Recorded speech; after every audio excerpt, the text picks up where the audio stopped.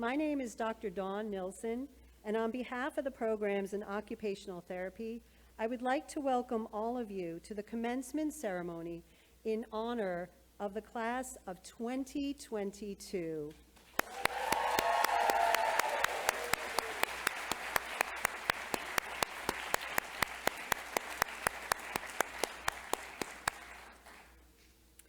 This is the first time we've held a live commencement ceremony in 3 years, so this is a very special day for all of us.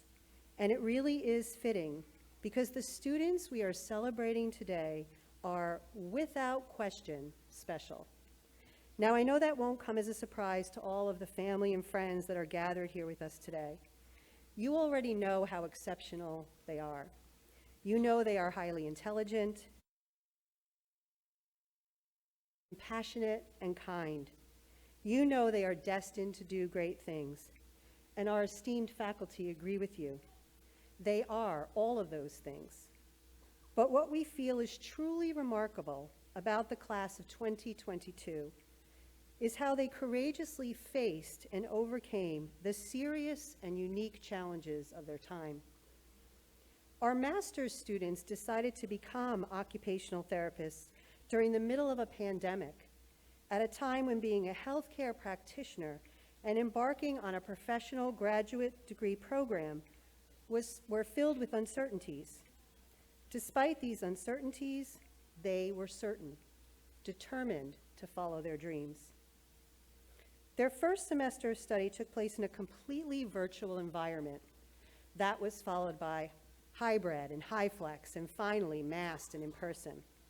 They navigated this ever-changing educational landscape with one goal in mind: becoming occupational therapists, and they never wavered. They also navigated the changing cultural and socio-political landscapes that have led all of us to have an increased awareness of racial, social, and health disparities that have fundamentally impacted the way we teach, the way we learn, and the way we deliver health care. In addition to our master's students, we are also graduating 15 amazing doctoral students. The research conducted by these students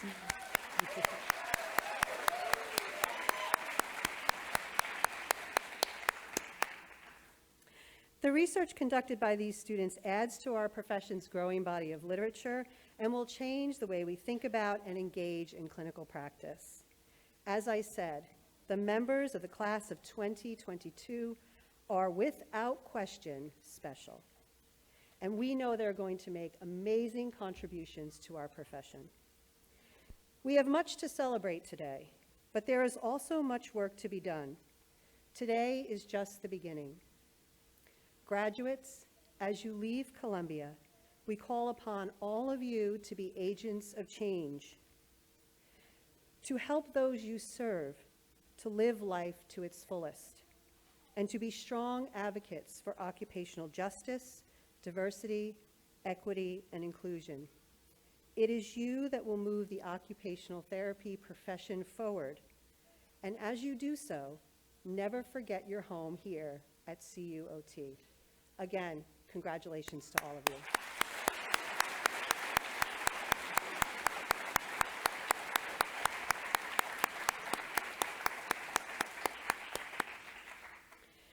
To begin our celebration, we have 3 honored guests that have greetings for you. Our first guest, who is joining us virtually, is Dr. Katrina Armstrong, Harold and Margaret Hatch Professor in the Faculty of Medicine, Dean of the Faculties of Health Sciences and the Vagelos College of Physicians and Surgeons, and Chief Executive Officer of Columbia University Irving Medical Center.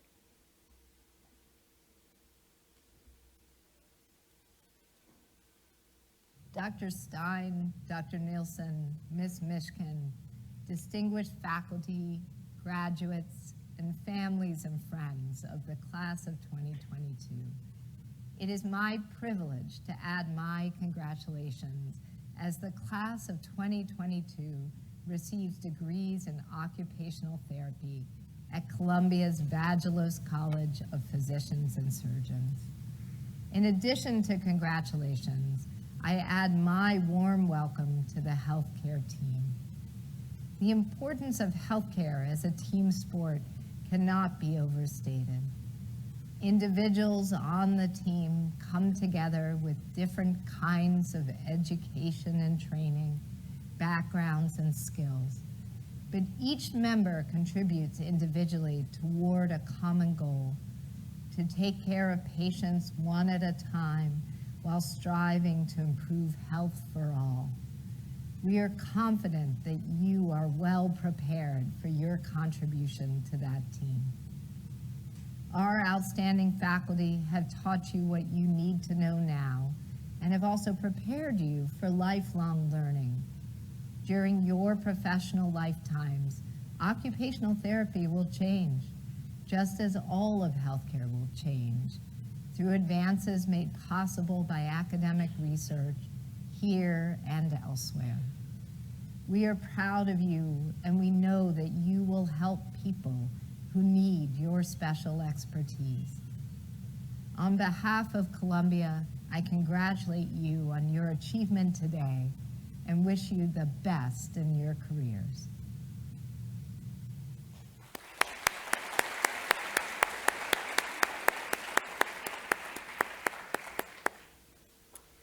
Our second guest is Dr. Joel Stein, Simon Baruch Professor of Physical Medicine and Rehabilitation, and the Chair of the Department of Rehabilitation and Regenerative Medicine. Welcome, Dr. Stein. Thank you, Dawn. It's my pleasure to welcome the graduates, their friends and family, and our faculty to this very special occasion. Not only are our graduates finishing a long course of education, they are joining the community of healthcare professionals with a precious mission: to improve the health of our patients. I want to extend a special congratulations to the parents of today's graduates who have looked forward to this day for a long time. As a parent myself of a student who's graduating tomorrow, I can really appreciate what you're feeling now, and I really am excited for you, as I'm excited myself. For both the graduates and their families, I am reminded of the Grateful Dead song about what a long, strange trip it's been. As we continue to deal with the pandemic that has really made every effort to disrupt your education, along with so much else in our lives. But you have persevered with so much else, with resilience and with dedication, and this will serve you well throughout your careers. We are grateful to be together with you in this room to celebrate this milestone with you.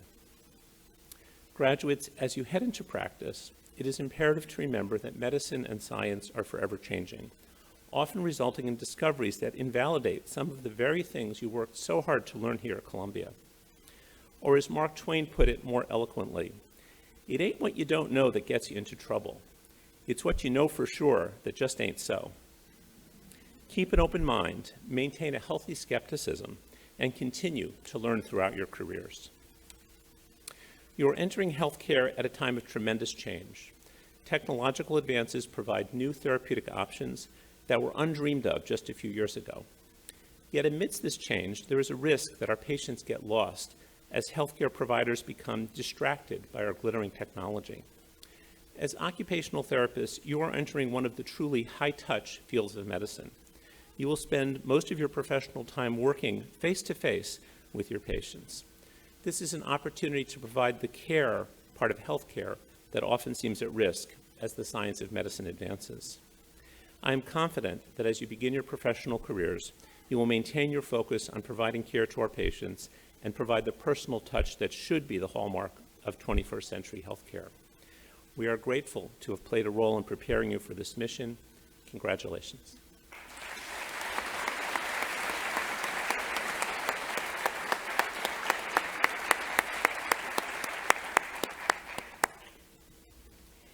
Our third guest is Dr. Glenn Gillen, Professor of Rehabilitation and Regenerative Medicine, Vice Chair, Department of Rehabilitation and Regenerative Medicine, and Assistant Dean of the Vagelos College of Physicians and Surgeons. Welcome, Dr. Gillen.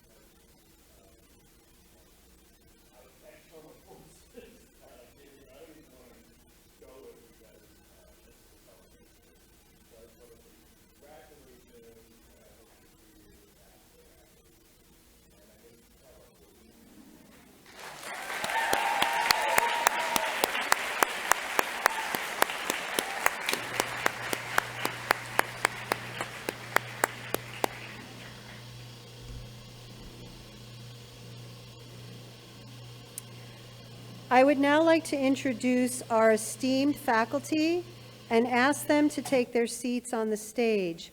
Dr. Phyllis Simon.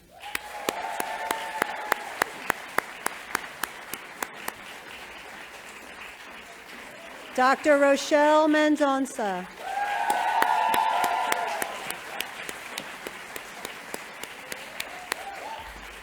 Dr. Amanda Serafian.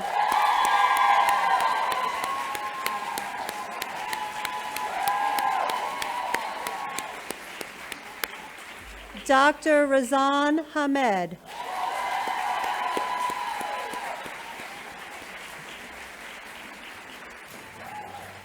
Dr. Pat Preson.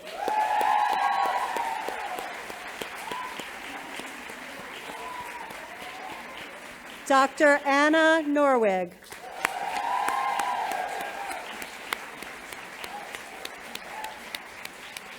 Dr. Daniel Geller.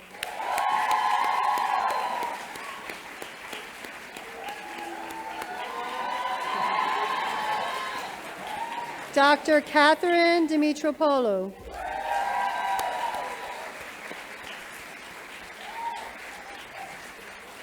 Dr. Tyra Banks.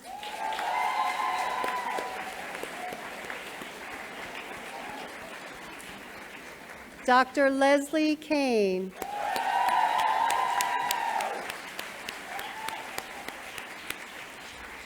And Dr. Lennon Graho.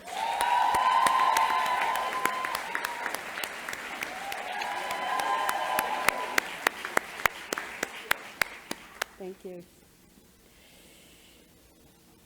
The programs in occupational therapy are completely reliant on our stellar administrative staff who guide our students from the admissions process to professional certification and licensure.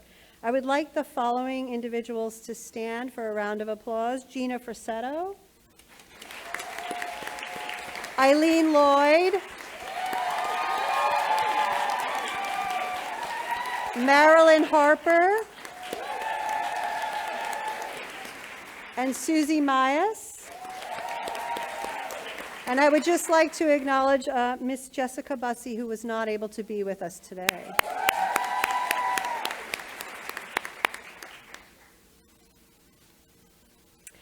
Finally, I would like to ask all of our adjuncts, lab instructors, fieldwork coordinators, retired staff and faculty, and alumni that have joined us today to please stand for a round of applause.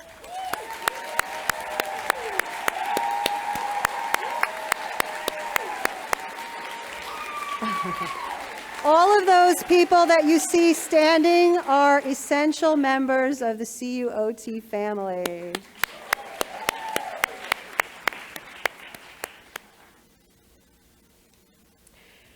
I would now like to introduce our student occupational therapy co-president, Laura Tartan, who will introduce our commencement speaker, Ms. Penny Mishkin.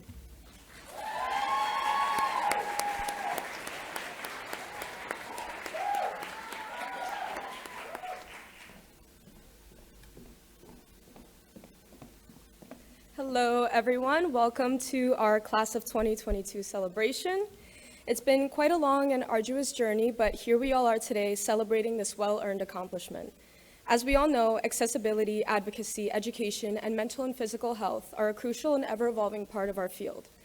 And as we finish this chapter, a new one begins in which we finally implement all of our knowledge, emotional and academic, and critical thinking into our clinical environment. I'd like you all to welcome Penny Mishkin as our 2022 commencement speaker. Her past and current feats mark the epitome of importance of our work in occupational therapy.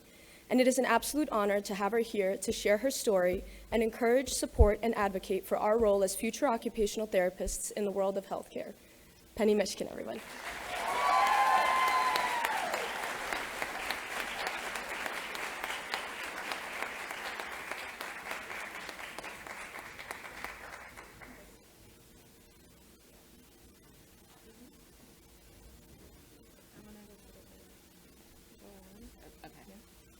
And the microphone's right over here. So when, okay. And more? Yeah. All right. So right before when I was first meeting Dr. Nielsen, she said, "Oh, we expect your speech to be inspirational," and so on. Well, I think my just getting up on this podium was inspirational. I'm not sure if the speech will be as inspirational. 44 years ago, when I graduated, I would never have imagined that I would ever be given an honor like this to speak at a graduation. In addition, and again, I'm sort of echoing Dr. Gillen's remarks, I am using all the tools of occupational therapy in order to do this, because ordinarily, if I were speaking in public, I would have had notes or a speech or something to rely on, and because I'm blind, it wouldn't have helped me. So, so indulge me if I have to come back around sometimes because I've left something out that I think is important. So the most important thing I think I'd like to tell you today is how much I love occupational therapy, and how it was one of the wisest decisions I ever made in my life to choose this profession. I was drawn to it in part because of its compassion, and its very positive attitude.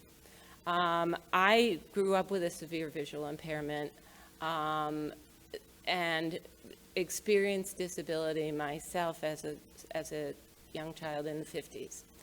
And I think occupational therapy is way ahead of its time. I hope it still is, because I haven't kept up with it that much. But because disability was viewed entirely differently back then.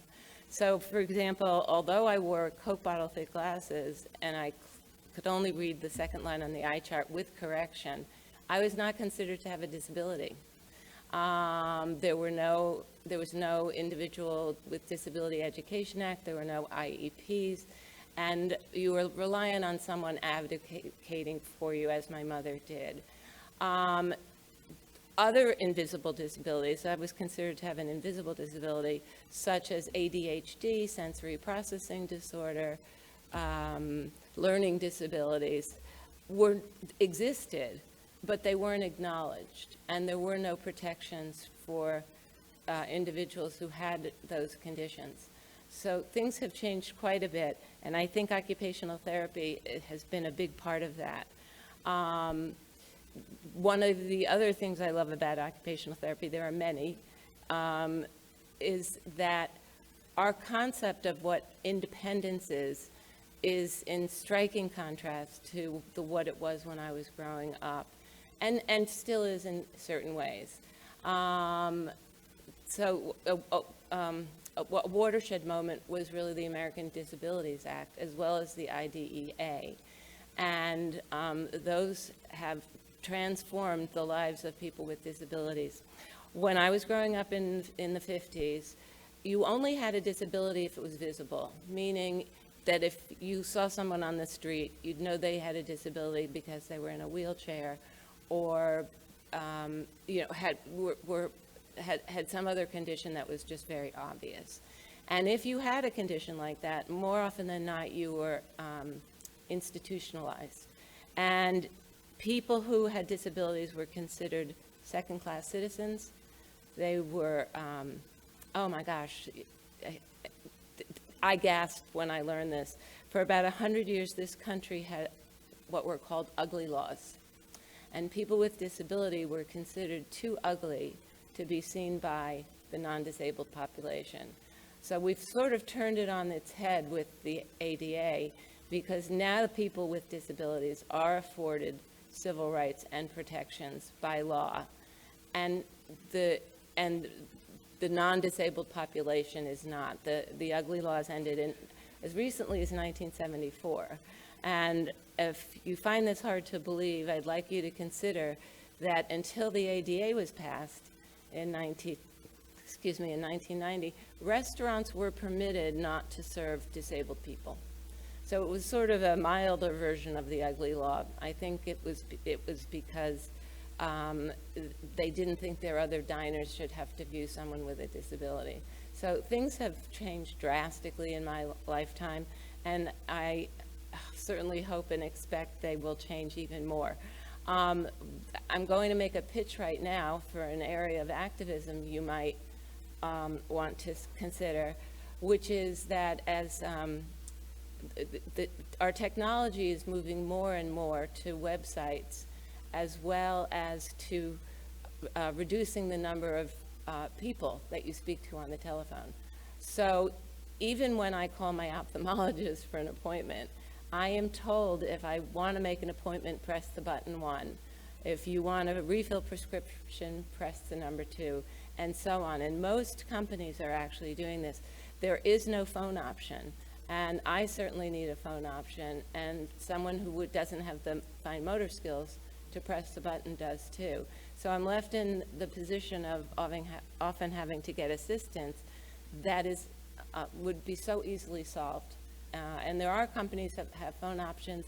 So making a pitch that there should be either a dedicated phone line for people with disabilities. Amazon.com, by the way, has that. And we should make the phone more accessible to people with disabilities. Anyway, let me get back to also why I love occupational therapy. As I said, the notion of independence is so much more advanced than it used to be. It's deeply embedded in the American psyche that you must pull yourself up by your bootstraps, you have to be autonomous, and this is what I grew up with, and it is a weakness to ask for help. I never learned that here. What I was taught here was, and I think it's the essence of occupational therapy, our task is to show our patients what they can do in spite of what they may be unable to do as a result of a disability. That to me is inspiring, and that's something that has helped me tremendously in my new life. That's how I think of it. Disability, as well as the aging process, change your life and put it on a different course very often, but it doesn't diminish your life. And if you find solutions, concessions, and are lucky enough to have an occupational therapist helping you with these things, you can live just as wonderful a life. It's just different. So I stand here to tell you I went blind about 2 years ago, and I'm as happy as I've ever been. And that's not because I used to be depressed. And what's happened is my life is very different. There are things I can't do, like come up on this stage by myself. So I have my wonderful companion, Bailey, and she's a bonus because I have her company. I have this, during COVID, we were very isolated, so that was extremely important. And just to, and what I've also found is newfound joys in connections. My relationships are more meaningful, deeper, broader. Oh, and a big bonus, by the way, is that because I've taken the attitude that I am going to choose to be happy, not to be miserable, I get a lot of admiration. It's not, to me it wasn't really a choice, and I think occupational therapy is about that. I think there's a tremendous amount of joy in it because what we teach and help our patients to do is still experience a full life and one that can be very satisfying, but it may be in a different way than it used to be. But just as we age, which I'm doing right now, as we age, everybody gets something, and you have to learn how to adapt to it. Definitely grieve it in many instances, but there is a way to adapt to it and live just as wonderful life as you did before. There is so much joy in that, and there is so much, I can't think of the right word, but there's just so much joy in it, and I think that might be a good, I don't know how much time I have left, because I can't see a watch. Oh, you know what, I should have worn my talking watch. Oh, no, the New York State Commission for the Blind is incredible. They provide a superior array of services. And they actually gave me a talking thermometer, a talking watch, a talking scale, and an Alexa. So I'm able to substitute sound for vision. And there are other, the technology we have is one, there are screen readers. They can be pretty glitchy. And there are apps that can also be pretty glitchy. But there really are some very simple solutions, whether it's me putting a Velcro strip on a measuring cup so I can make my coffee in the morning, or whether it's finding a new way to do something. And there's tremendous satisfaction and joy in that. One of the things I also love about occupational therapy is how much joy there is in it. I remember when I was in level 2 field work at Rusk Institute, there was so much laughter coming from the clinic. And speaking of joy, I would like to recommend a book to you called The Choice. It's written by a woman named Edith Egger, E-G-G-E-R, who was, I think, in about 3 different concentration camps and survived barely, but just barely survived the Holocaust. And she makes the distinction, and I think occupational therapy makes the distinction, between being a victim, which can happen to any of us, and if we live long enough, will probably happen to most of us. So she makes a distinction from being a victim, which is something you can't control, to living in victimhood, which is something that you can control. Victimhood is feeling sorry for yourself, giving up, and so on, all the things that occupational therapy is not. And I do believe that we do inspire our patients to be able to choose joy. It may take a while, they may have to grieve what they've lost, but we can all choose joy. So thank you so much for giving me the joy of being here today. And as a token, so this may sound a little self-serving, but I wrote a book during COVID and when I was much more limited and getting used to being blind. I had to find purpose and meaning in my life. I was starting to slip into depression. So I decided to write a book. The name of the book is How I See It, A Personal and Historical View of Disability. And as a token graduation gift, it's not here today, unfortunately. The timing just didn't work out. I've arranged with Dr. Nielsen to make sure each of you who would like it gets a copy of it. Thank you. All righty. Oh, thank you. Yeah. Okay. How long did I do it for? I don't know. Yeah. I'm just going to give you your book, so if you can find Oh, it. thank you. Oh, So, Ms. Mishkin, thank you so much for sharing your journey with us and for your inspirational talk and for your very generous gift of your book. We all look forward to reading it. We just have a small token oh, of thank you appreciation. so very much. I'm going to just hand this to... All right. Oh, you want to help me too? Sure. All right. We're going this How way. long did I speak for? Okay. Oops. All right. This is the hard part. I really don't want to fall. Oh, good.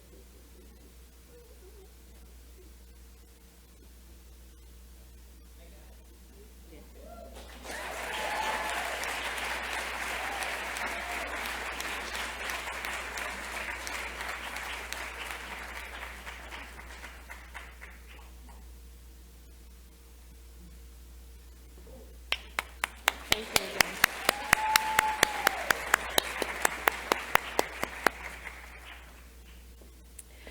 CUOT has a tradition of recognizing individuals outside of our department that have made unique contributions to our programs. I would like to ask Dr. Phyllis Simon to the podium to present our first award.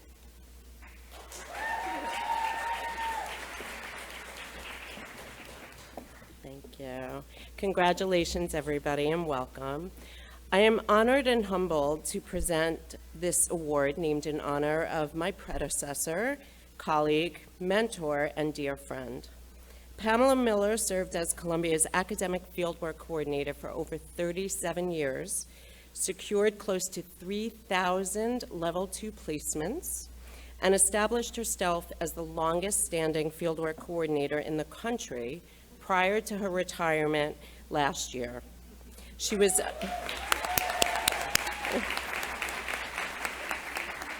was a pioneer in role-emerging community-based practice, as our students are well aware, and was instrumental in mentoring fieldwork educators in all kinds of clinical practice settings. While I have tough shoes to fill, my job can only be done in collaboration with clinical supervisors. Fieldwork education is a vital part of the curriculum here at Columbia. It is here where education comes alive and is put into action. The supervision and mentorship students receive from clinical educators prepares them for their future careers. This award honors a clinical supervisor who has served as a role model for her students and her staff at New York Presbyterian Weill Cornell Medical Center, where she is the fieldwork coordinator. She has created learning opportunities for students in a very fast-paced, challenging environment with high standards of care. She has fostered supervisory skills and training for her staff so that they too can excel as clinical educators. She is supportive and is a true collaborator with our program. It is especially meaningful to me to see where she is now, as I was one of her first supervisors when she started her career. The 2022 Pamela Miller Supervisor of the Year Award goes to Robin Silver.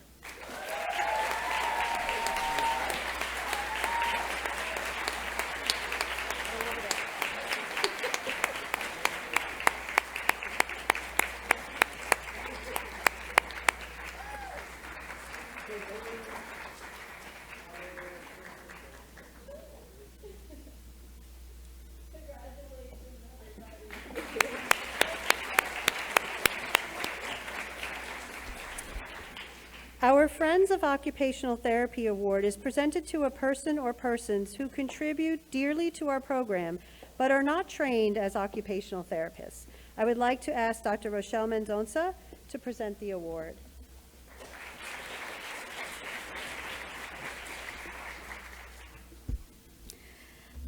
This year, we are giving this award to a team of extraordinary people who have helped our faculty throughout the years in enhancing the ways we teach, have helped us become more inclusive in our teaching and assessment practices, have trained us to be anti-racist educators, and have assisted us in implementing new educational technologies. Most importantly, during the COVID-19 pandemic, this team has supported us immensely as we transition to fully online, hybrid flexible, and back to in-person teaching. It's my great honor to present the Friends of CUOT Award to the Center for Teaching and Learning CUIMC team. Ashley Kingen, Nigel Fraser, Jason Guzman, and Michelle Hall.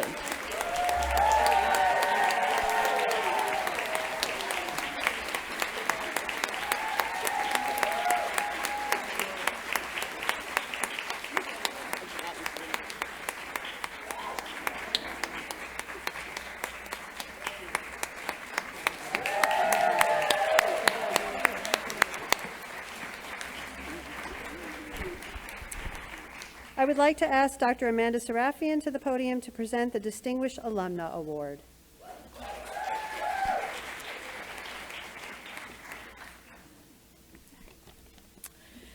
Although she could not join us here in New York City, it is my honor to present the Distinguished Alumna Award to Armina Babikian, a graduate from the class of 2016. As an occupational therapy student, Armina was actively involved in the program, serving as the class president, and along with her students, started the Student Occupational Therapy Association. For 6 years, Armina worked as an occupational therapist in New York City, supporting individuals with intellectual and developmental disabilities throughout the lifespan in outpatient and school settings. She also spent 8 months volunteering in Armenia, providing OT services in rural villages and has continued to provide workshops on occupational therapy and inclusion in remote regions of Armenia. Armina authored the Occupational Therapy Guidebook to Inclusion in Armenian, the first Armenian resource for caregivers of people labeled with developmental disabilities. Since publication in 2021, she has donated over 1,000 copies to newly inclusive schools, developmental centers, and community workers in rural Armenia and Artsakh. Armina is also the founder and executive director of Therapists for Armenia, a multidisciplinary nonprofit organization aimed at enhancing rehabilitation and disability services in Armenia through education, advocacy, and collaboration. As a member of the WHO Armenia Rehab Task Force, Therapists for Armenia hosted the first ever post-conflict rehabilitation virtual symposium following the 2020 Nagorno-Karabakh War. Under Armina's leadership as conference chairperson, the event welcomed over 430 participants representing 8 nations. Armina recently was awarded the 2022 AOTA Gary Kiel Hoffner Emerging Leader Award and the AOTA International Service Award for Armenian Occupational Therapy Service, Development, and Advocacy. She is currently a first-year PhD student at the University of Toronto studying rehabilitation sciences and global health. The programs in occupational therapy recognizes Armina's service, occupational therapy practice, scholarship, and commitment to improving the lives of individuals and populations around the world. Congratulations, Armina, on receiving the 2022 Distinguished Award.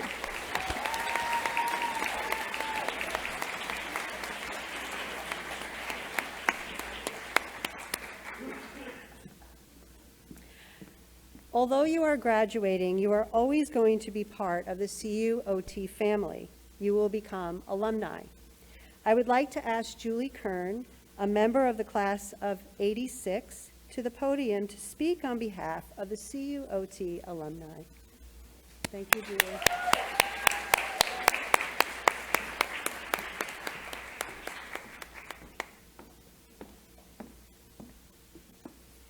Good morning, and congratulations to all of you. I am so excited and honored to be representing the Columbia OT Alumni Council today. It has been a long journey, but you all did it. I know that each one of you sitting here today had a unique path that led you to this wonderful program and profession, your own particular OT story. My story began when I was still in high school, and my great aunt, Grace Levinson, who herself attended Columbia OT, would tell me of her experiences working as an OT with servicemen who were injured or traumatized during World War II.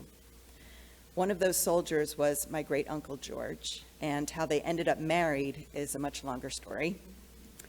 But Grace's stories and her obvious love for the profession planted a seed that led me to the library, yes, the library back then, to research what exactly occupational therapy was, which led me to volunteer in different OT settings and then led me to Columbia.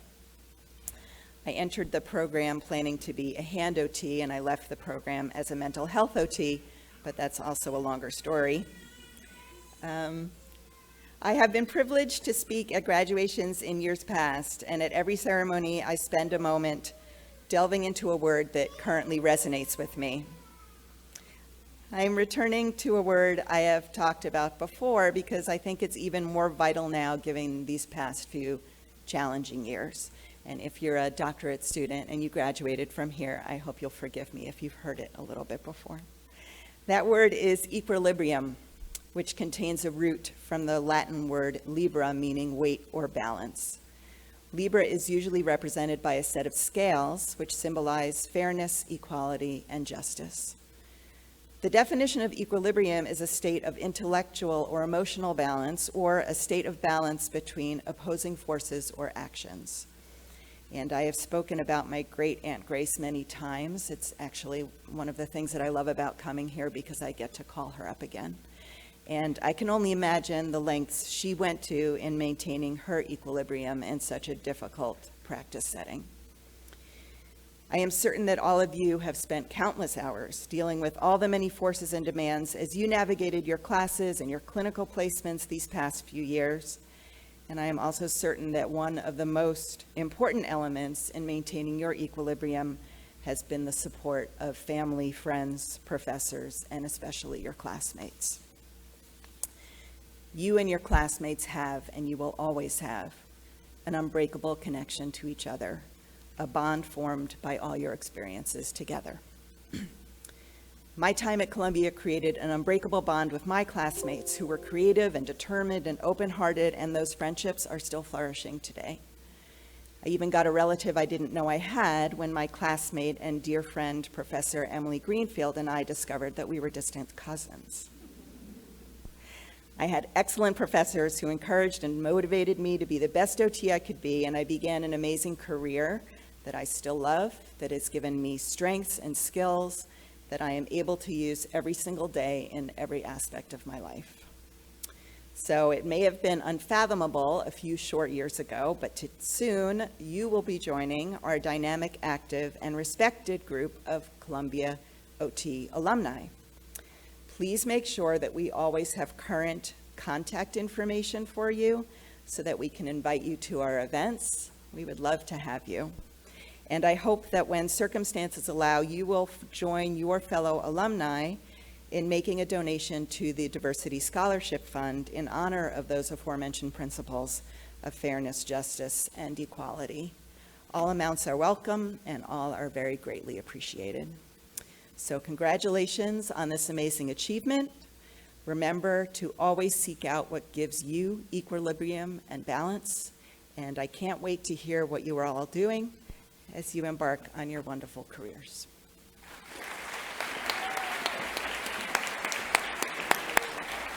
Thank you, Julie. Each graduating class selects a member of their cohort to present the student address. I would like to ask our SOTA co-president, Julianne Fitzsimmons, to the podium to introduce our student speaker.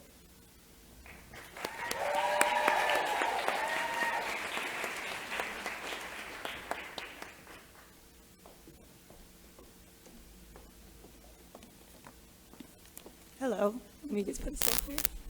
Okay. All of the students of the OT program have shown resilience, dedication, and initiative throughout the past 2 years. I feel honored to introduce our elected student to speak to you all about our experience here at Columbia University. Please welcome Selena Ryan.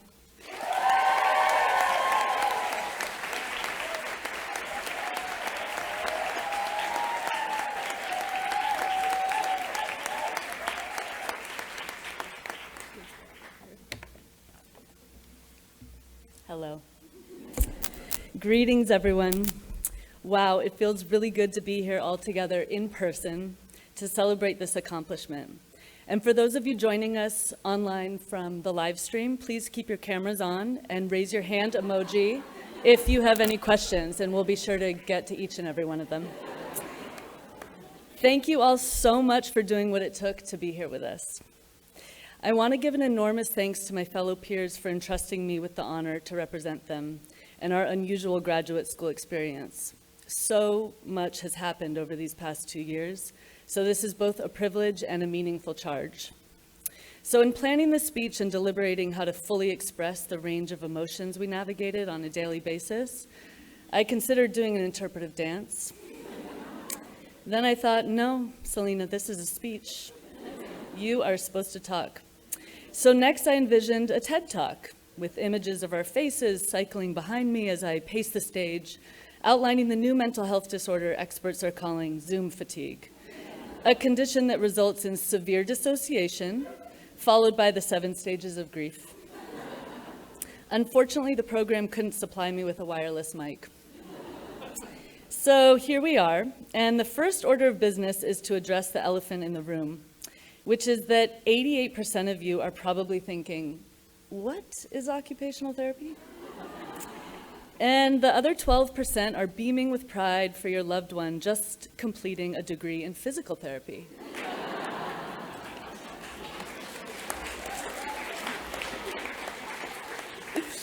While the words occupational therapy might elicit the image of someone in a white lab coat with a clipboard standing at the office water cooler, mediating conflicts between employees, we are actually so much more. My peers and I, and seasoned therapists, laugh about how difficult it is to define OT in one sentence.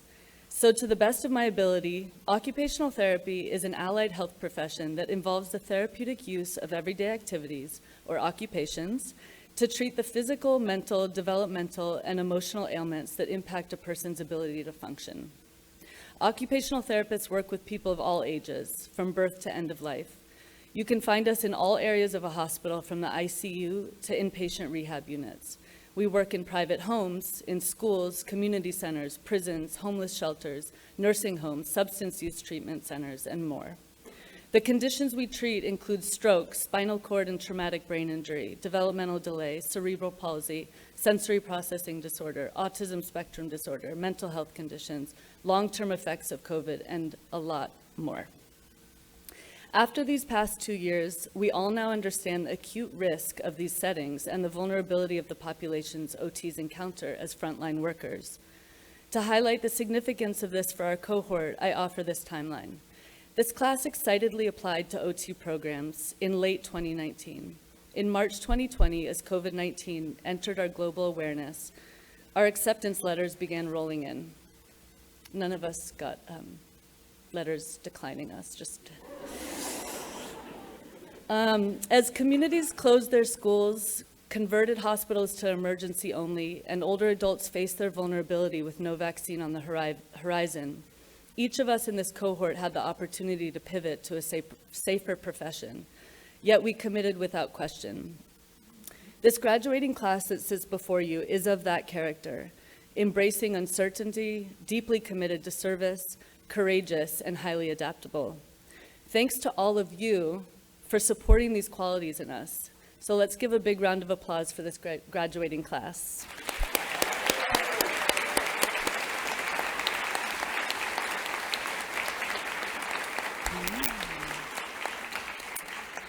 And so it began. Remote for the majority of our first year, our cohort spent 12-hour days managing 6 rigorous courses, isolated in our respective bedrooms turned home offices, as we coordinated group projects across 7 time zones.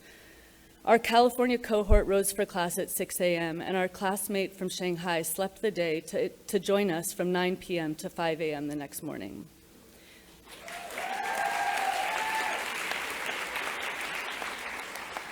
The demands of this program were high and constant, a true grind. We did not have days off.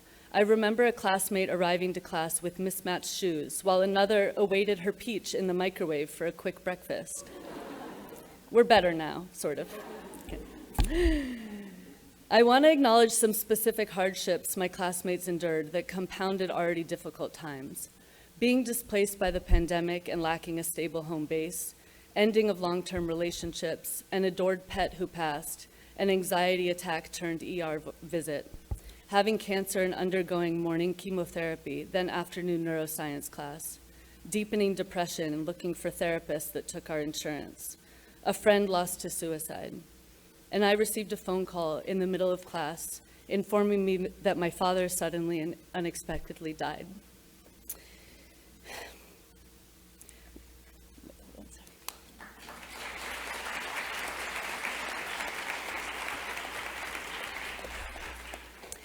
While navigating the intensity of these circumstances, as OT students, we were simultaneously studying the clinical details and therapeutic skills needed to assist a future client through a parallel challenge.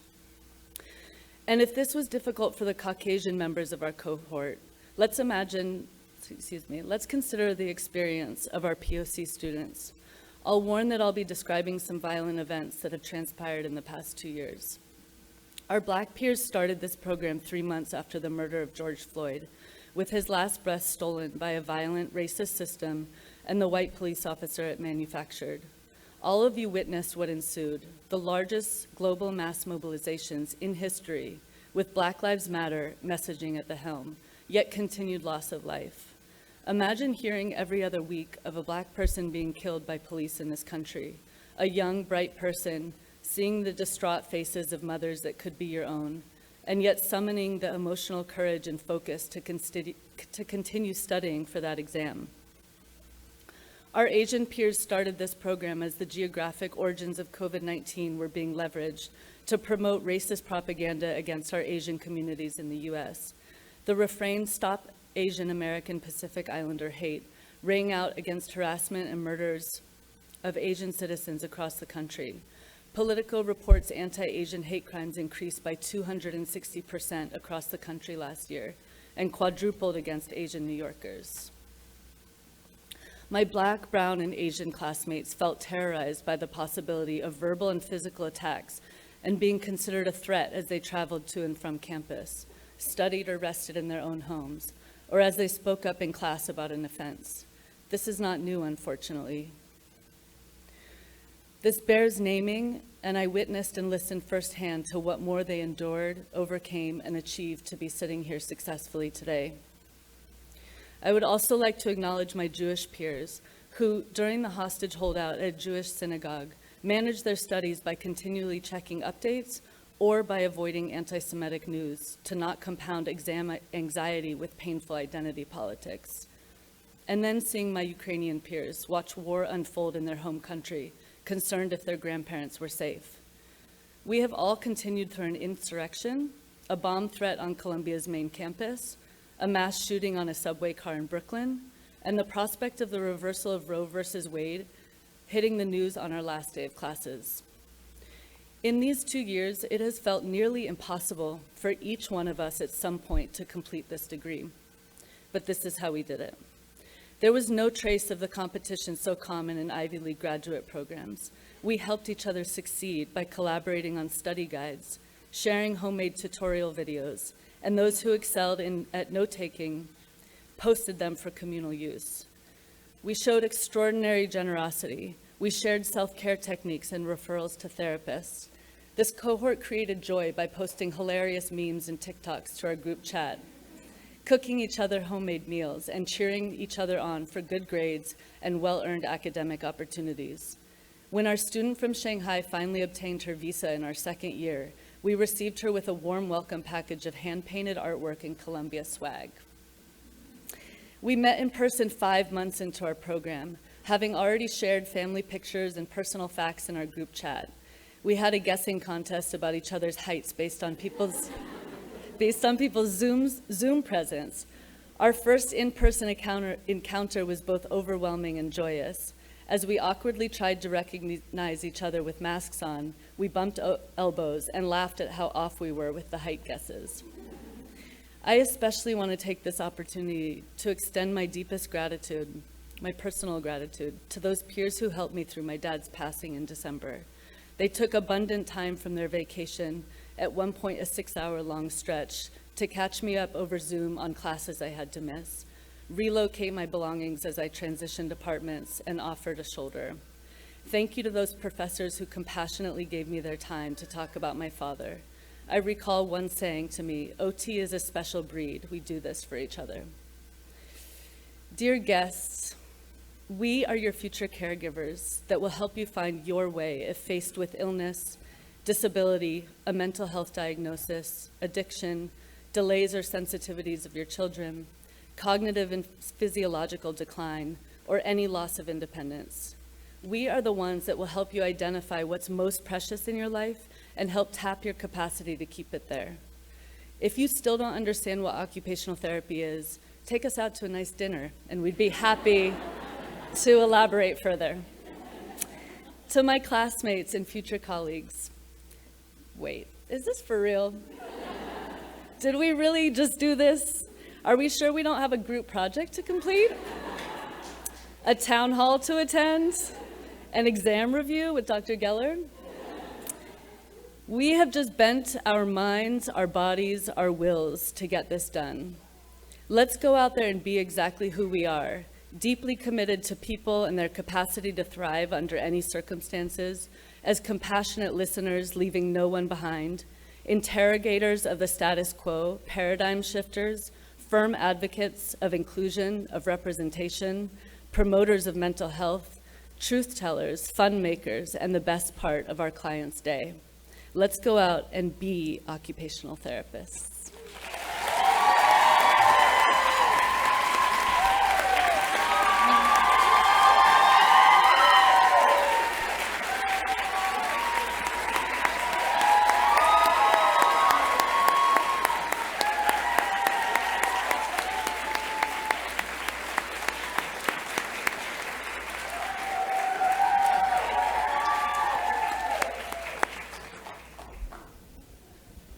Thank you, Selena. Our SOTA co-chairs Laura Tartan and Julianne Fitzsimmons would like to present a gift on behalf of the class of 2022.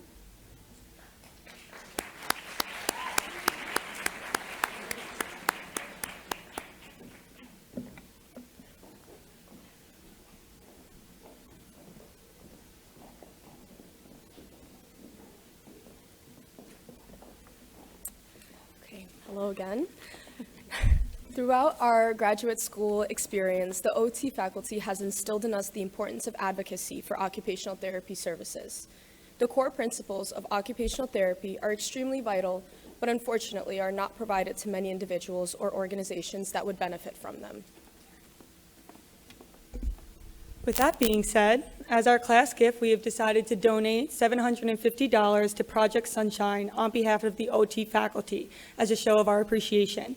Project Sunshine is a volunteer-based organization delivering free in-hospital programs to pediatric patients and their families. The program provided by Project Sunshine promote family-centeredness and elements of childhood, including play, learning, and socialization. Most of all, they let young clients act and feel like kids during an emotionally and physically challenging time. So again, thank you, OT faculty, for your guidance and dedication to the occupational therapy program at Columbia University.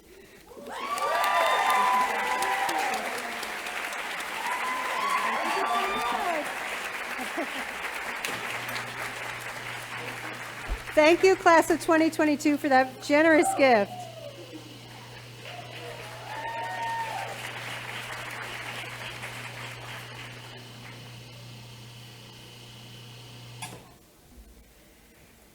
So the students have a short video that they would like to share with you that was produced by the class historian, Emily Boak.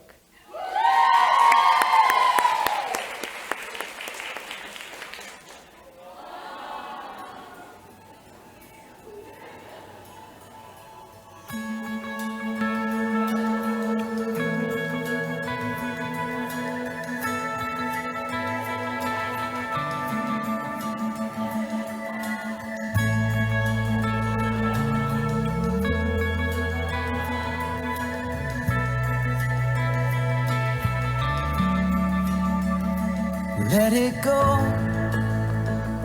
let it roll right off your shoulder, don't you know? The hardest part is over, let it in.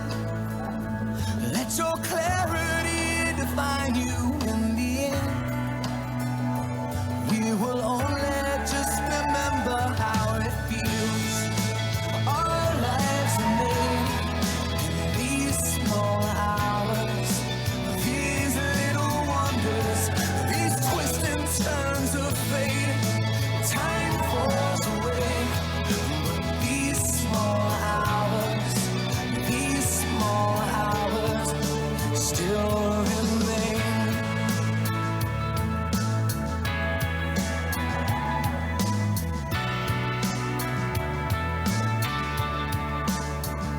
Let it slide.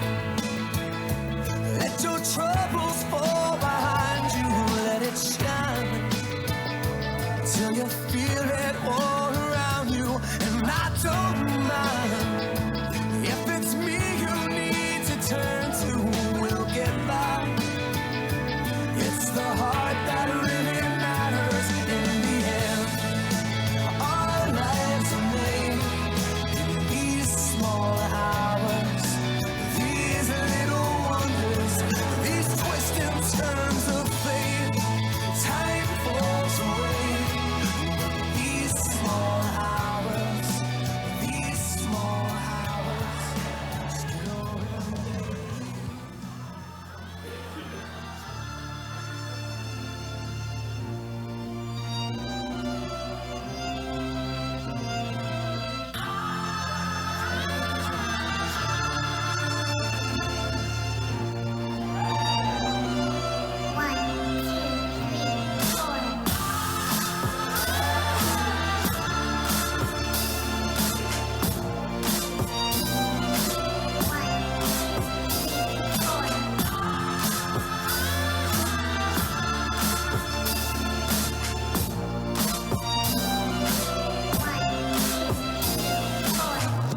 ever done my best here? Or will I be here next year? Or are these my best years yet? Was looking forward to being important, but I'm not important yet.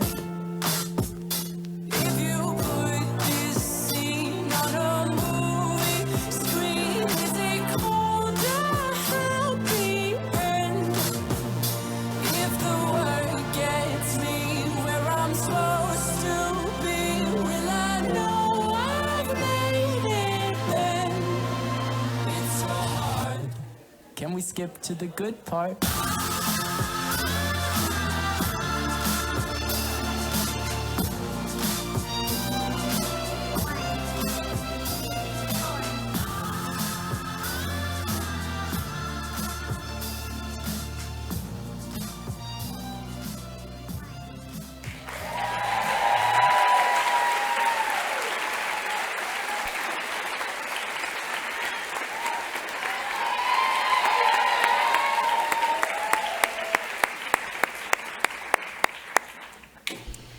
You had a lot of fun in your spare time, it looks like, too.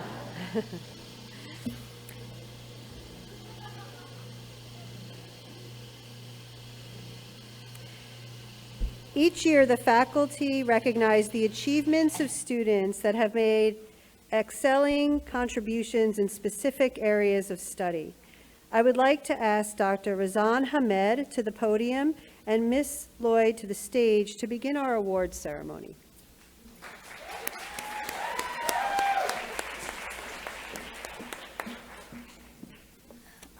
Occupational therapy is based on empathy. So before I present the award, I would like to create a moment of empathy and acknowledge the students in attendance today who lost a loved one who could have been in presence today had it not been for an illness, a war, hate, brutality, or anything tragic in the world.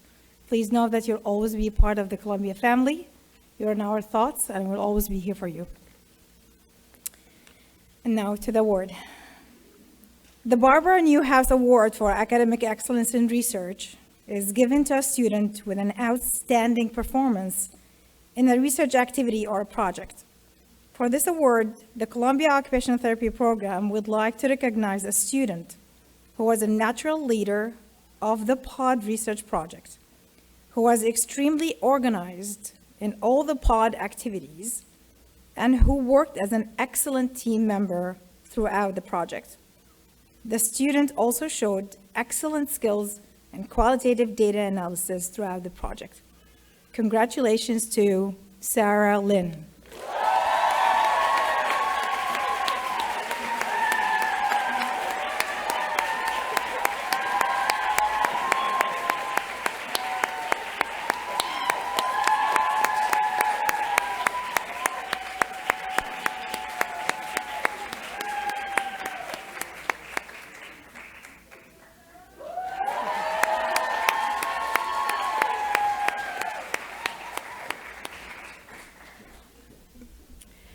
The Robert Evander Achievement Award for Excellence in Science is presented to a student who achieved academic excellence in the Science Foundation courses and also gave of their time and talent to assist others by serving as a teaching assistant and peer tutor for the Science Foundation courses.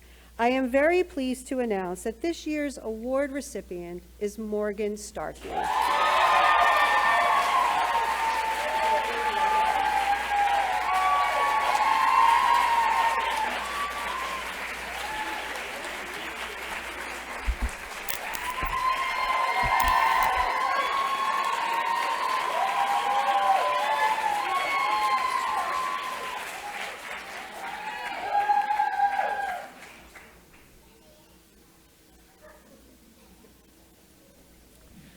The Emily Raphael Greenfield Achievement Award for Excellence in Mental Health is awarded to a graduate who has demonstrated excellence in coursework and in fieldwork in behavioral health. This year, we are happy to present this award to Jamie Leaf.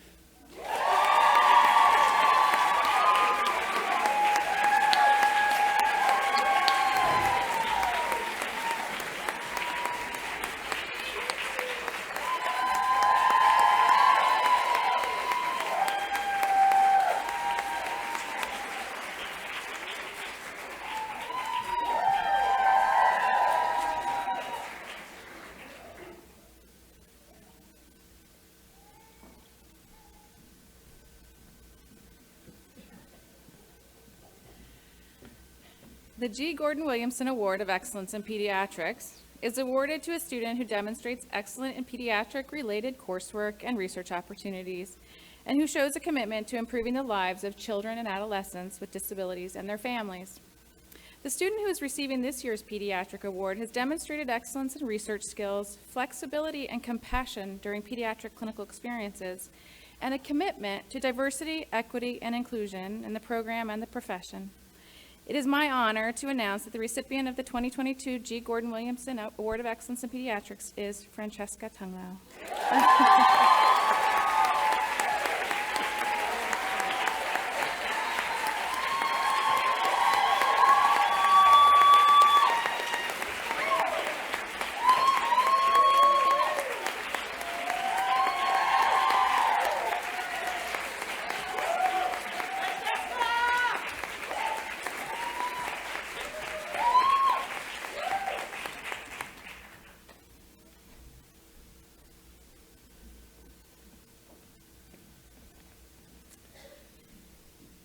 Andy Rooney once said, "The best classroom is at the feet of an elderly person."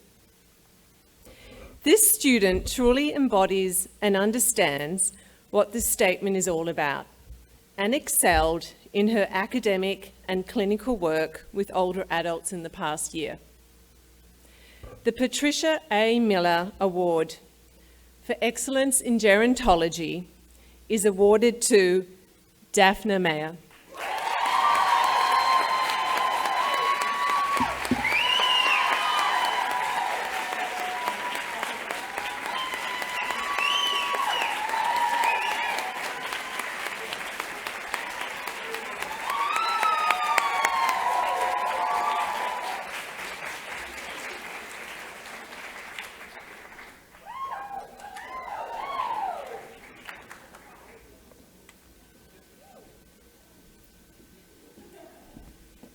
Hello, congratulations everyone.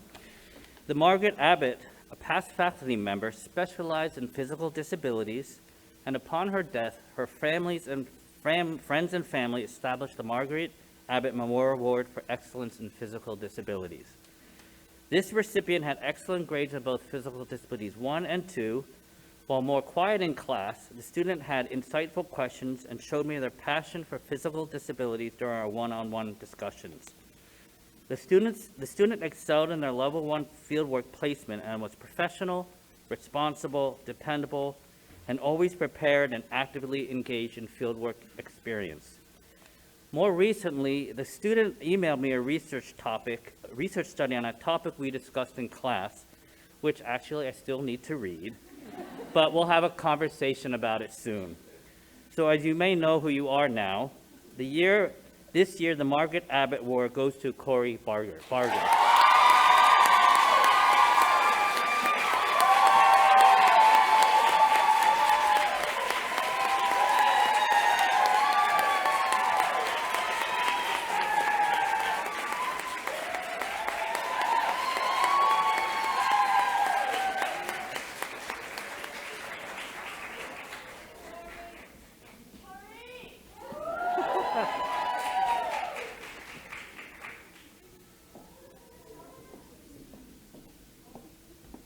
Again, the Stephen Katz Memorial Award for Clinical Excellence was established in 1996 by a student from that same class and her family in memory of her brother. Throughout his everyday life, Stephen Katz demonstrated those characteristics that are fundamental to clinical excellence: empathy, respect, creativity, and courage. This award honors that student who throughout one's clinical experience has shown those same characteristics. The 2022 Stephen Katz Award for Clinical Excellence goes to Catherine Leahy.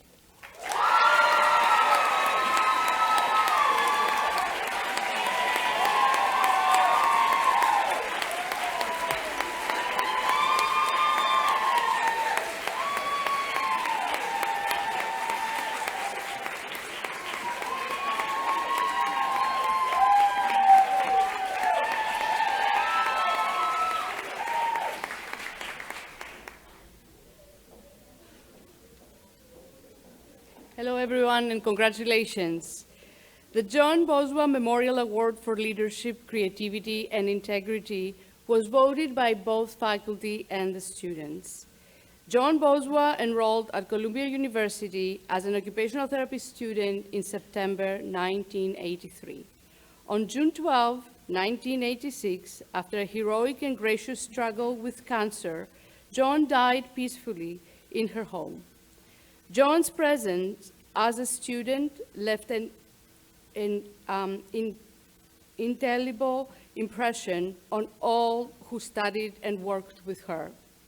As a living tribute to John, the faculty and her friends established the John Boswell Memorial Fund, for which an award is made annually to an occupational therapy student who is, in the opinion of her peers and his peers and the faculty, demonstrating outstanding creativity, leadership, and integrity. It is my honor and privilege to present this year's Boswell Memorial Award to a student who has demonstrated exceptional work ethic in all aspects of her engagement with the program, in research, scholarship, the classroom, and the clinic. Her leadership and support in the COTAD, her advocacy skills for classmates and peers, her phenomenal professional citizenship and ethic. This year's John Boswell Memorial Award goes to Carla Duval.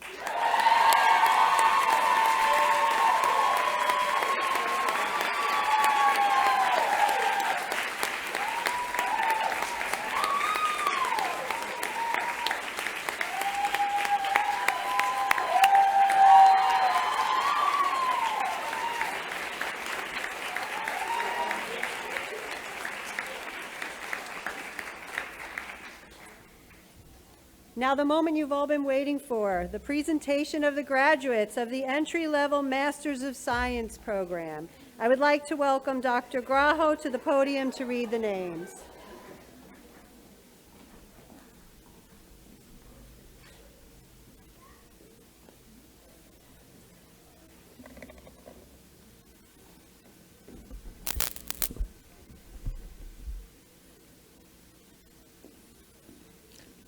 Good morning. It is my honor to present to you today the candidates for the degree Master of Science in Occupational Therapy joining the class of 2022. They will be hooded by Interim Program Director, Dr. Don Nielsen. Robert Ahrens.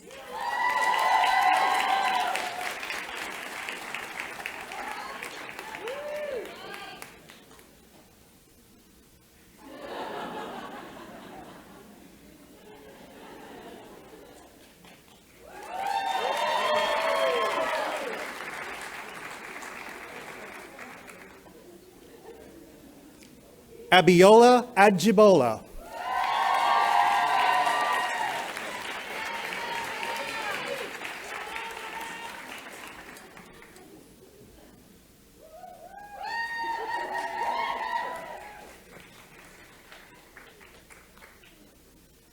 Lindsay Andretta.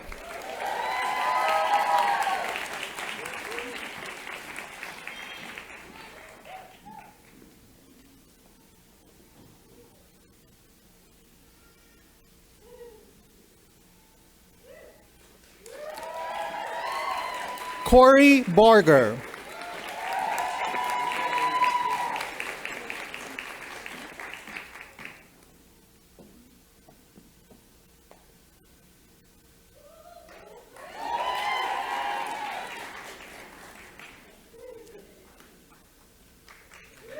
Libby Berman.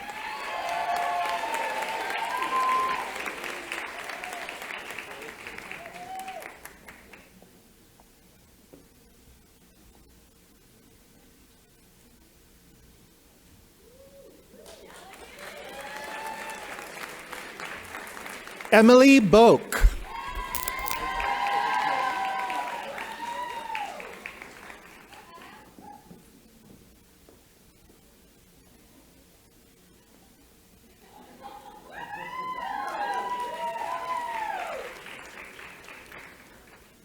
Lizette Bonfante Gonzalez.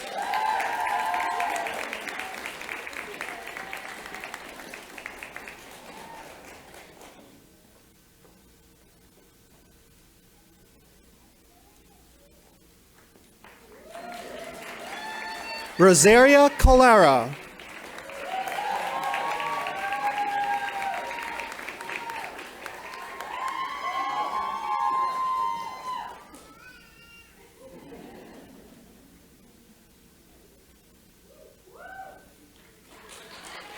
Marissa Camiolo.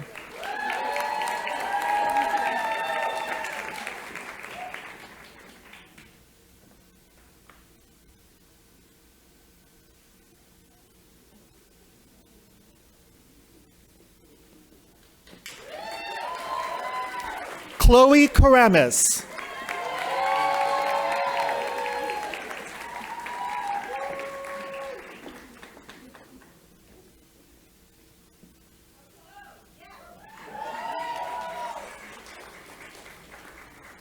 Madeline Cooper.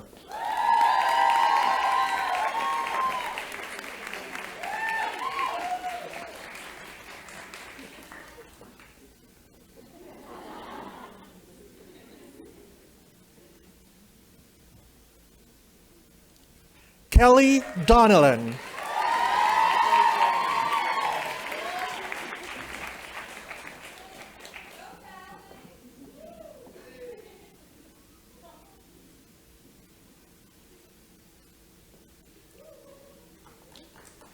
Christine Donovan.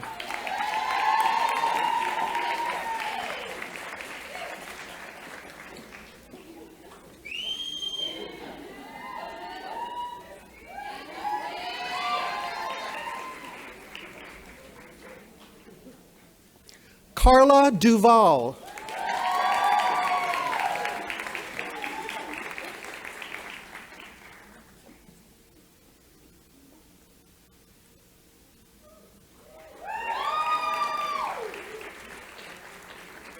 Julianne Fitzsimmons.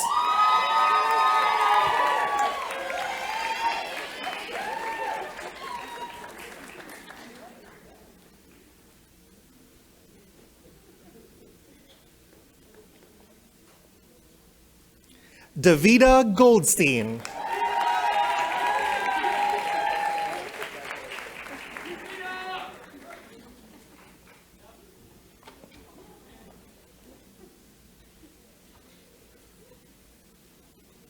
Sarah Haberman.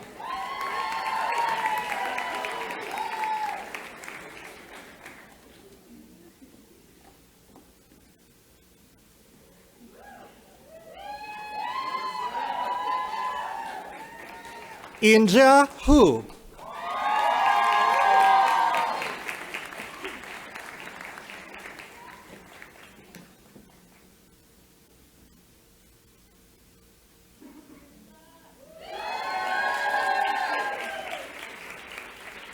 Sama Islam.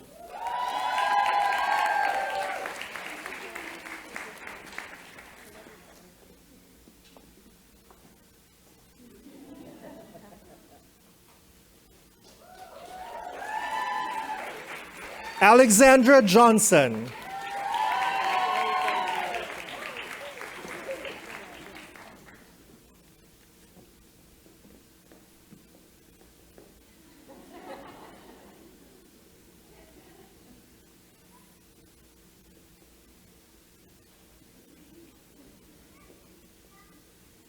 Miranda Kalish.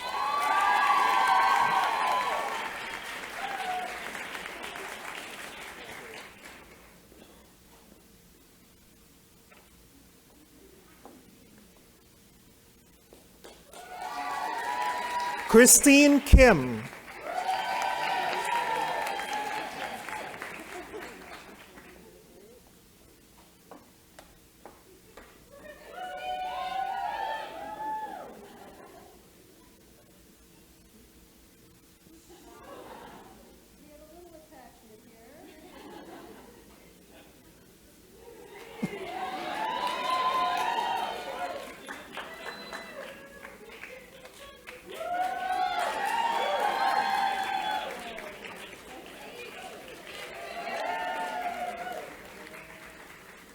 Caitlin Krieger.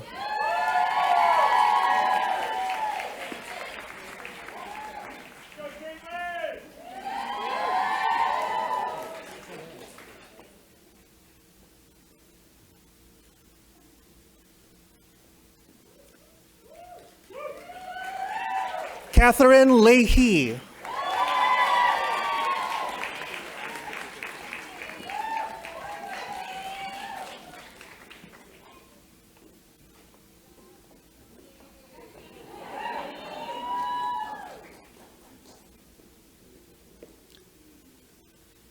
Jamie Leaf.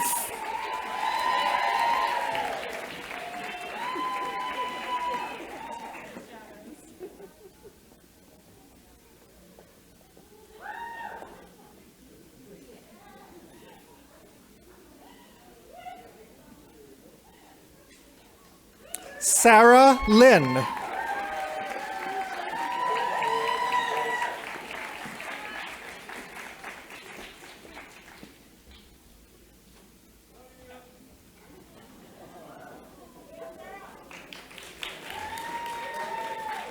Caitlin Litucci.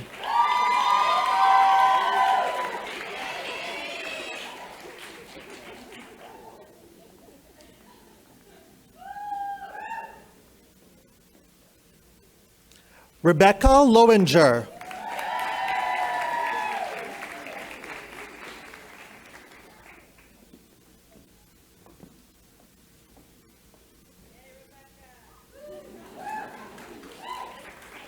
Mackenzie Lynch.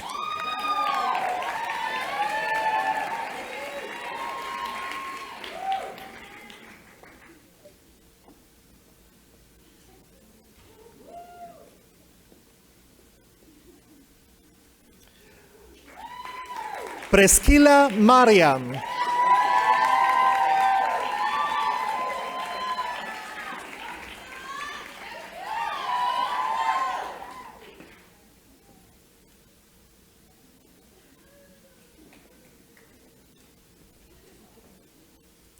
Daphna Mayer.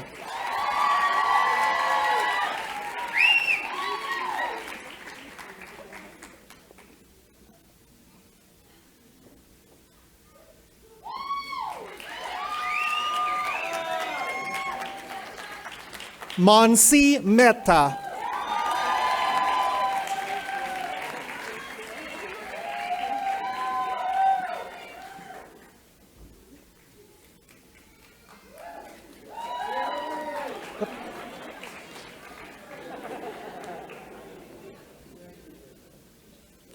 Taylor Myers.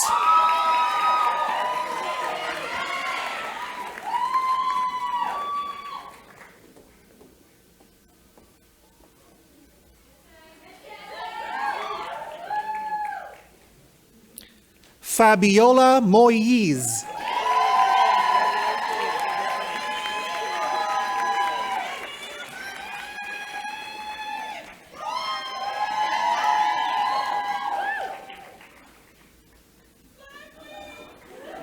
Mallory Moore.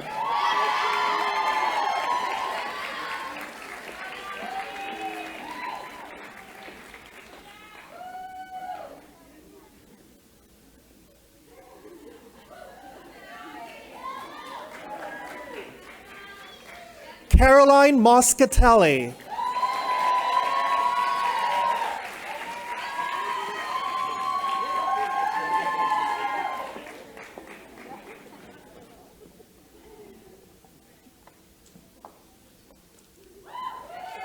Amar Nabolsi.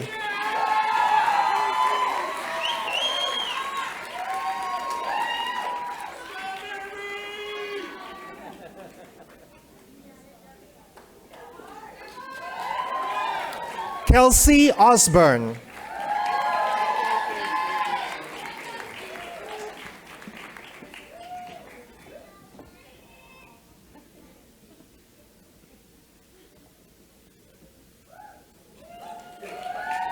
Jordan Poindexter.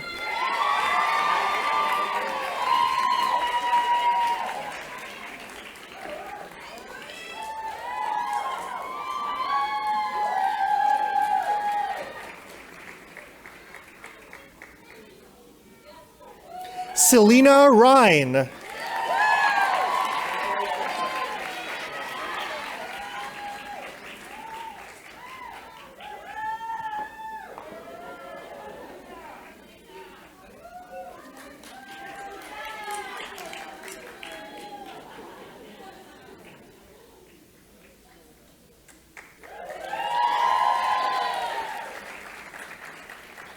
Amanda Ritholtz.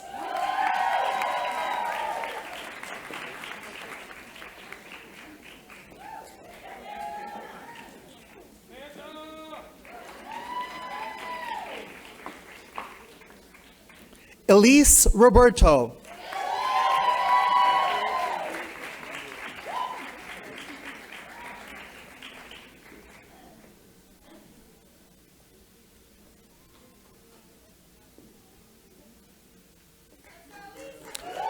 Joanne Rodriguez.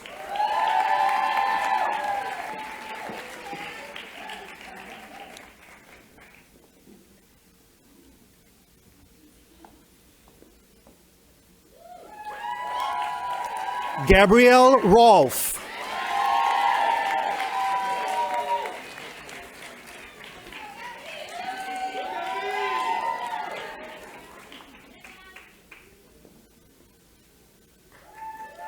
Samantha Romany.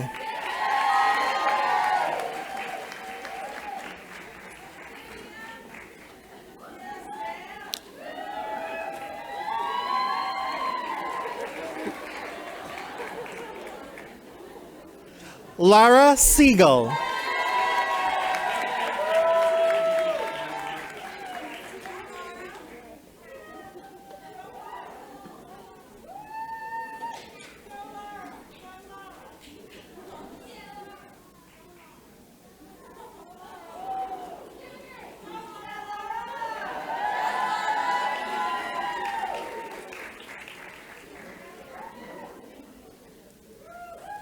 Morgan Starkey.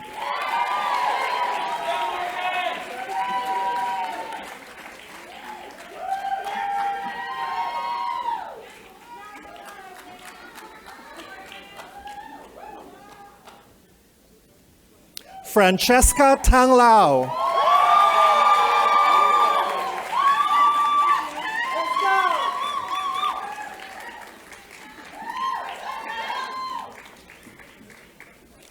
Laura Tardan.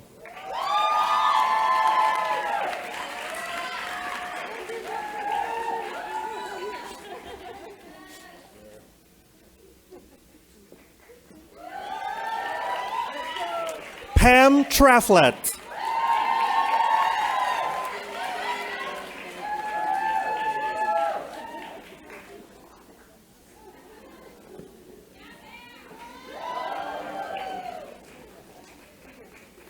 Tess Wilson.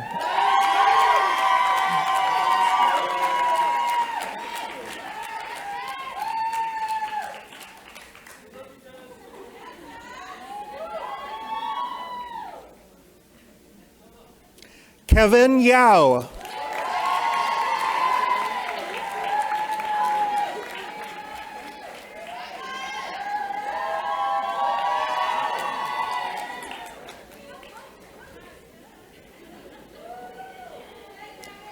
Sabrina Zhang.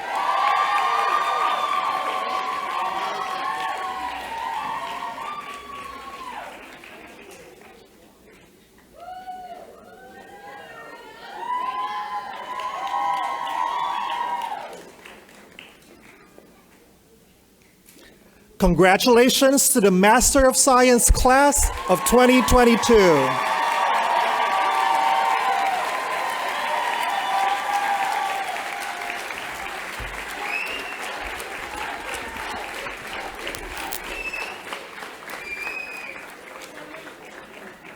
As outgoing director of these programs, I have watched these students grow and become agents of change in the profession. Dear colleagues, friends, family, and guests, it is my honor to present to you the graduates and candidates for the degree Doctor of Occupational Therapy.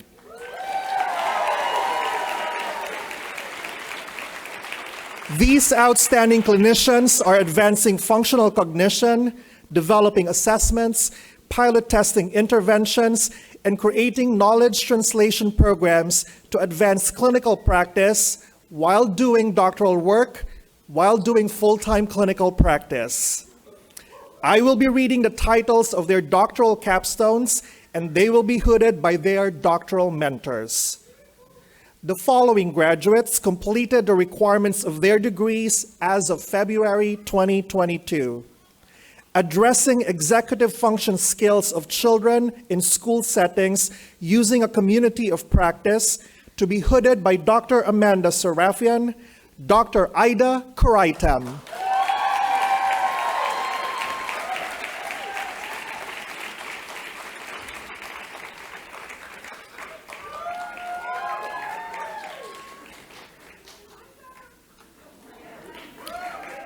The development of the Community Transition Environment Checklist, also to be hooded by Dr. Amanda Serafian, Dr. Tiffany Shah.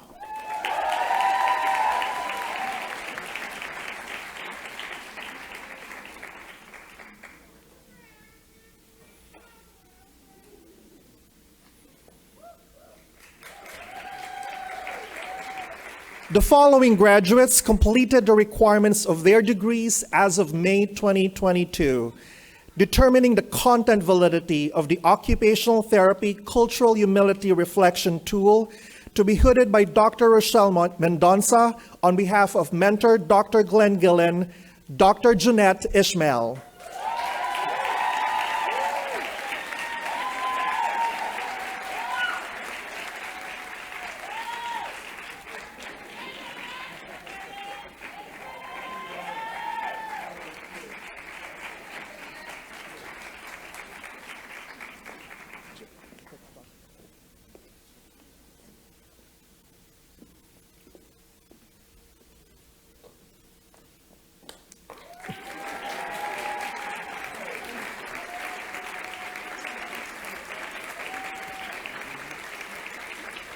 The preliminary testing of the Personal Professional Development Tool for Occupational Therapy students during community-based service learning, to be hooded by Dr. Pat Presin, Dr. Michaela Fraser.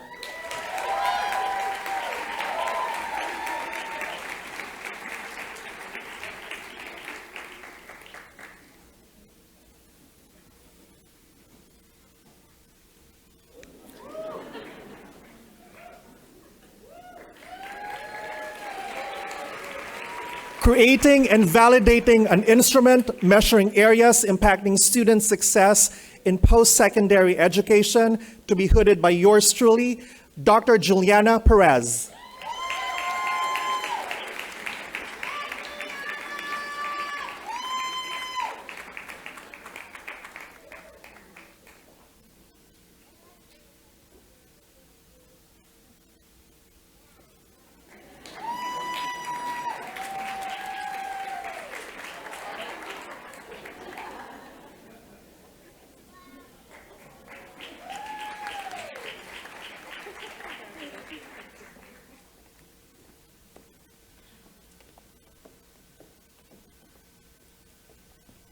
Back to my full-time job. The following candidates will be completing the requirements for their degree this August 2022.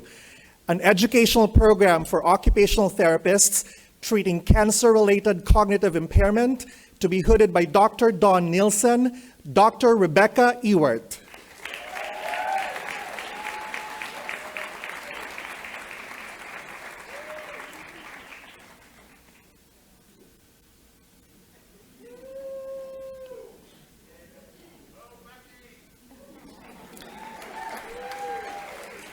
The following candidates, also completing the requirements of their degree this August, are from the inaugural cohort of our Accelerated Doctor of Occupational Therapy program. They will be hooded by incoming director of the programs, Dr. Rochelle Mendonça. Building the capacity of culturally diverse caregivers to provide care for elderly with functional and mobility limitations, Dr. Lauren Chan.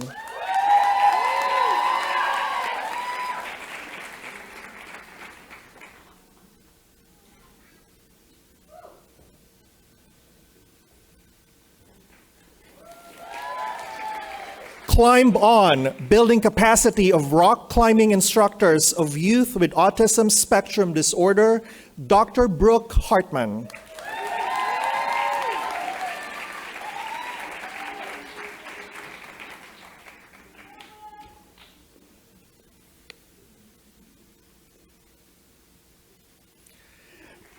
Diving into Pediatric Delirium, an adaptive approach to building clinical competence of occupational therapists, Dr. Samantha Iodize.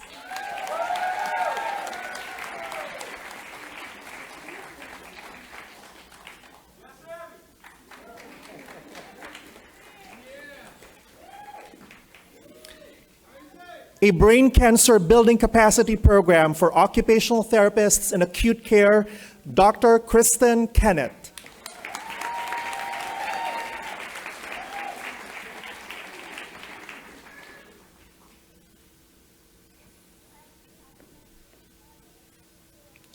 Functional Cognition in Acute Stroke Rehabilitation, a knowledge translation program for occupational therapists, Dr. Amanda O'Connor.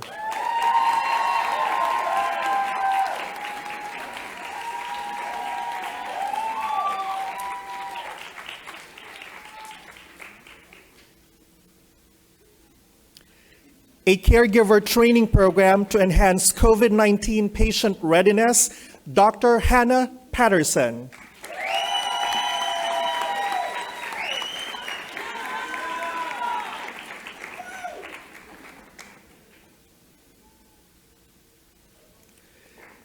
Building caregiver competence to promote mental health of South Asian elderly, Dr. Dilasha Shrestha.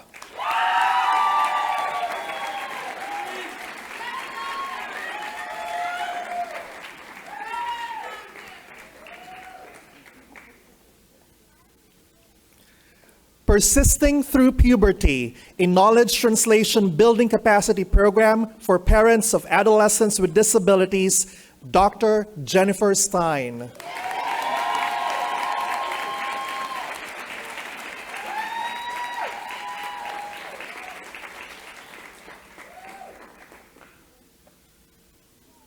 Congratulations to the Doctor of Occupational Therapy class of 2022.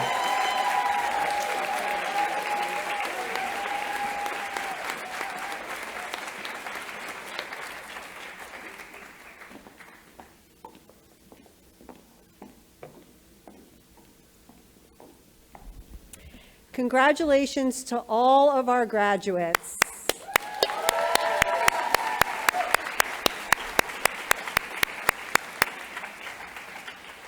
We look forward to celebrating all of you at the reception at 50 Haven. Please remain in your seats. The faculty will exit, followed by the graduates and then the guests. Thank you.